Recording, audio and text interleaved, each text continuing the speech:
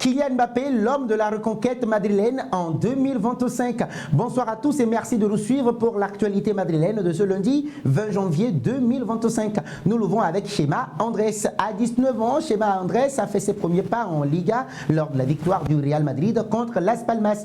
À la 83e minute, Chema Andrés est entré en jeu, remplaçant Dani Ceballos dans ses premiers pas en Liga. À seulement 19 ans, le rappel, le milieu de terrain formé à la Castilla a eu l'opportunité de jouer au Santiago Bernabéu, un instant qui restera gravé à jamais dans sa mémoire. Dans une interview accordée à Real Madrid TV après la rencontre, Chema Andrés n'a pas caché sa joie. En plus d'être une récompense pour lui-même, ses débuts en Liga sont également l'occasion pour lui de s'imprégner des conseils des vétérans de l'équipe.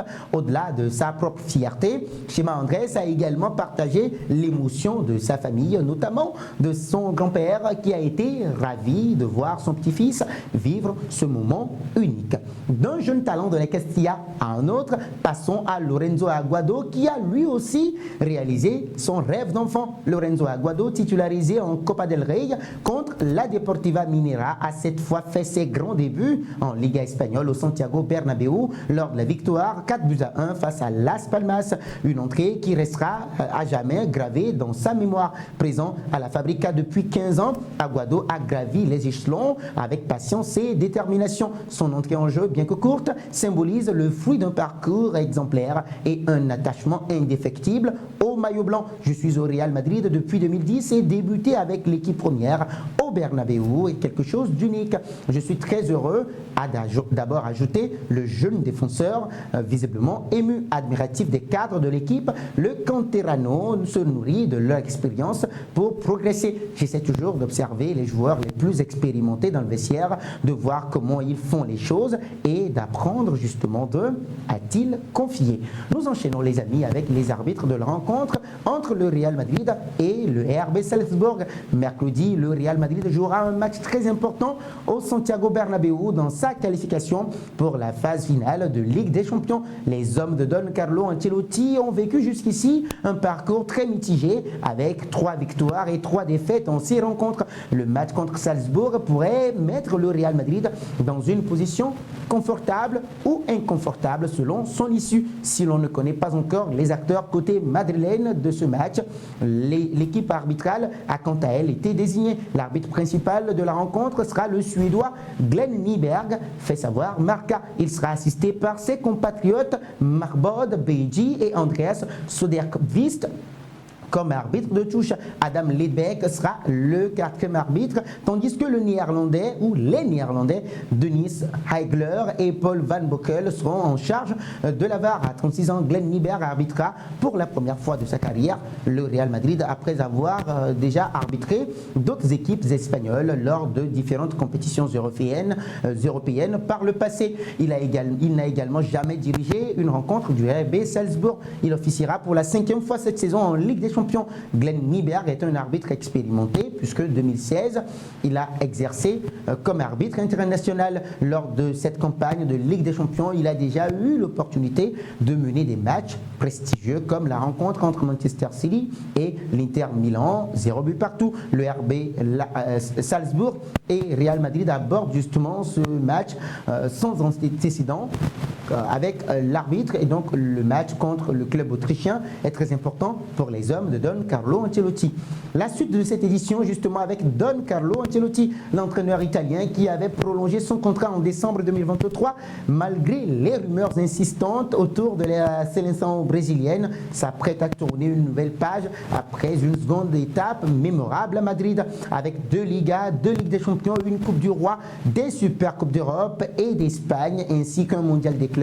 Carlo Ancelotti est devenu l'entraîneur le plus titré de l'histoire du club merengue. À Madrid, il a retrouvé une sérénité et une motivation inébranlables, mais le technicien est convaincu que son aventure sur le banc madrilène prendra fin cet été, peu importe le résultat ou les résultats obtenus d'ici là. Il exclut une retraite et envisage de poursuivre sa carrière dans un autre pays, bien que le Brésil semble désormais hors de ses plans.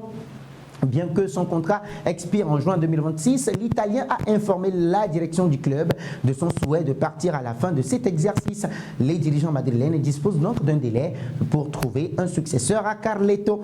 Tous les regards sont désormais tournés vers Xabi Alonso, actuel entraîneur du Bayer Leverkusen, pour reprendre les rênes du Real Madrid après le départ du natif de Rediolo. L'entourage de l'Espagnol tempère encore les spéculations, rappelant qu'une saison réserve toujours des surprises.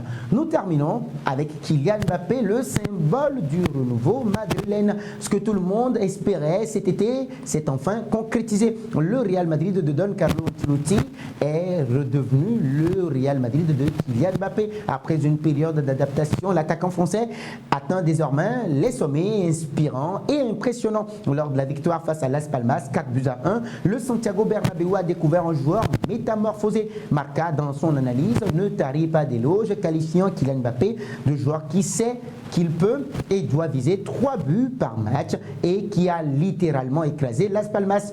Ce match a été une véritable démonstration, 2 buts marqués, un 3e refusé pour hors-jeu de justesse, 15 tirs et une influence omniprésente dans le jeu. Mbappé a livré un récital prouvant qu'il est désormais prêt à porter le poids des attentes madrilènes. La rencontre avait pourtant débuté de la pire des manières pour le Real Madrid, surpris par un but de Las Palmas dès la 26e seconde. Mais ce coup dur a agi comme un déclic, prenant les commandes. Kylian Mbappé a transformé l'équipe en une machine offensive irrésistible, j'allais dire. Dès la première période, le Français a multiplié les actions décisives, chaque ballon qu'il touchait devenant une menace immédiate pour la défense adverse. Marca résume parfaitement: Kylian Mbappé, c'est un ouragan, un joueur qui élève le niveau de ceux qui l'entourent. L'impact de Kylian Mbappé dépasse largement ses performances individuelles. Son entente avec Rodrigo Goes et Brahim Diaz a dynamisé l'attaque madrilène. Privé de Vinicius Junior, le Real Madrid a pu compter sur un Rodrigo repositionné à gauche où il semble beaucoup plus à l'aise. Le Brésilien a ainsi inscrit un but et brillé dans ses combinaisons avec Kylian Mbappé. Sur le flanc droit, eh bien oui, Brahim Diaz a lui aussi montré toute l'étendue de son talent. Percutant, inspiré, disponible, le jeune hispano-marocain a ajouté son nom au tableau d'affichage, confirmant qu'il peut être une arme précieuse pour Carlo Ancelotti.